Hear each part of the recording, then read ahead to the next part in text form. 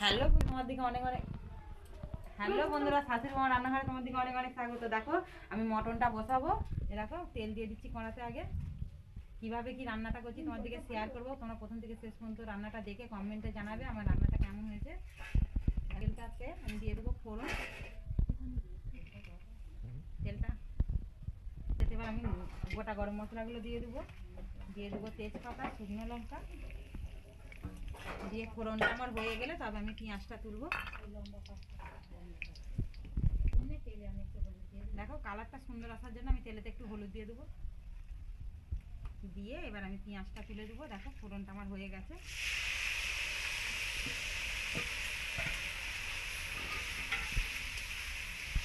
পেঁয়াজটা ভেজে নিই, তোমাদেরকে আবারও শেয়ার করবো। তোমরা দেখতে থাকো পুরো ভিডিওটা, দেখে কমেন্টে জানাবে আমার মটন রান্নাটা কেমন হলো।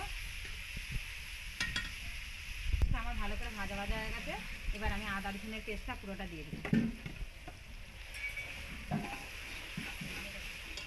এখানে আমি সমস্ত মশলা নিয়ে নিয়েছি, আগে তো ম্যাগনেট করাই আছে। আর তারপরে বাদ বাকিটা আমি যেটা লাগবে মশলাটা, সমস্ত মশলা, লঙ্কা গুঁড়ো, লাল লঙ্কার গুঁড়ো, ঝাল লঙ্কার গুঁড়ো সমস্ত নিয়ে এতে দিয়ে দিচ্ছি। দিয়ে আমি মশলাটা কষাবো। কষে নিয়ে আমি মাংসটা আগে সিটি মেরে নিয়েছি, মটনটা। তোমার দিকে সমস্তটা দেখানো আজকে সম্ভব হচ্ছে না, যেহেতু অনেক রান্না, সেই জন্য। দেখো এখানে মটনটা সব সিটি মেরা আনা হয়ে গেছে। এইটা এবার আমি ওই মশলাটা কষে নিয়ে ওর সঙ্গে কষবো। দেখো বন্ধুরা মশলাটা আমার কষা হয়ে গেছে। এবার আমি দেখো মটনটা যে সিটি মেরে রেখেছিলাম, ঝোলটা আলাদা করে নিয়েছি জলটা, আর এই দেখো এইটা আমি এবার দিয়ে ওকে কষবো। দেখো বন্ধুরা মটনটা কষা হচ্ছে, কত সুন্দর কালার এসেছে, দেখতেও কত সুন্দর হয়েছে। এইভাবে কষে কষে নিয়ে আমি আর সিটি মারবো না, যেহেতু সিটি মারা আছে আমার নরম হয়েই গেছে। কড়াতেই আমি মটনটা করব। তোমাদের কেমন লাগছে কমেন্টে অবশ্যই জানাবে। আর আমি এতটা মটন হাত করে কোনো সময় রাঁধিনি, আজকেই রান্না করছি। আজকে যেহেতু আমার ছেলেদের বার্থডে, 25শে ডিসেম্বর বার্থডে হয়ে গেছে, আজকে একটু খাওয়া দাওয়া হচ্ছে। কালারটা তো দেখো, দেখো বন্ধুরা মটন, আর মটন মানেই খাই খাই একটা ব্যাপার। আর মটনে দেখো তেল ছাড়ছে, ও এক্ষুনি যেন মনে হচ্ছে খেতে লেগে যায়। কালারটা দেখো।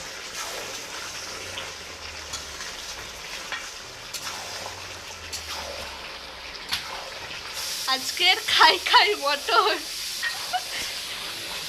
কালারটা শুধু দেখে যাও, কমেন্টে কিন্তু আজকে চাই।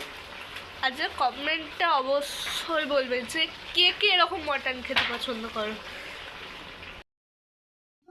বন্ধুরা এবার আমি যে ঝোলটা কুকার থেকে ঢেলে রেখেছিলাম ওইটা ঢেলে দেবো।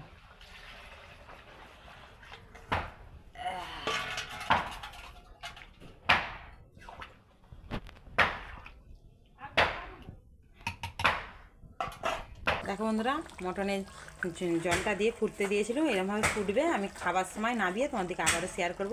প্রথম থেকে শেষ পর্যন্ত পুরো ভিডিওটা তোমাদেরকে শেয়ার করেছি। তোমরা জানাবে আমার মটন রান্নাটা কেমন হয়েছে। অনেক অনেক ধন্যবাদ।